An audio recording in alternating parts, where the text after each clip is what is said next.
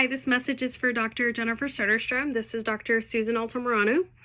Thank you so much for taking on this case, as I will be on PTO for the next few days. I really appreciate it. I wanted to let you know that we did see patient number 0222-56 today, date of birth November 4th, 1988, African American male, age 32, no known allergies.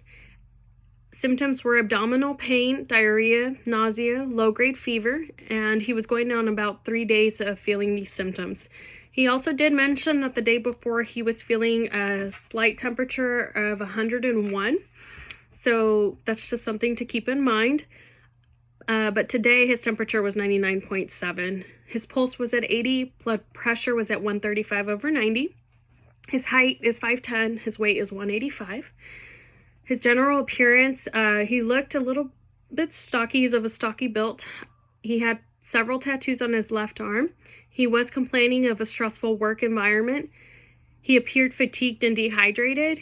And he also mentioned that he was eating a lot of fast food this week, that he just had a lot of constraints with his work schedule, and that was the easiest and closest thing that he can get to for lunch. And so that he had been eating some bad food. So he's pretty sure that's how all of this started. He may have ate something bad. We went ahead and checked his heart rate and sounds. They were regular heart rate and no aberrations. Lungs and muscles were normal. Abdominals did seem a little bit inflamed.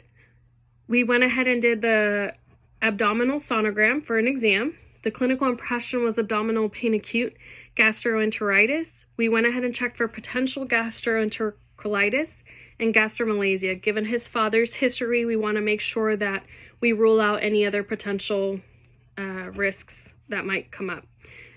Our findings were imaging of the abdomen reflected enteritis. The liver, spleen, gallbladder, kidneys, and pancreas were all of normal size, with no focal abnormality and no obstructions detected.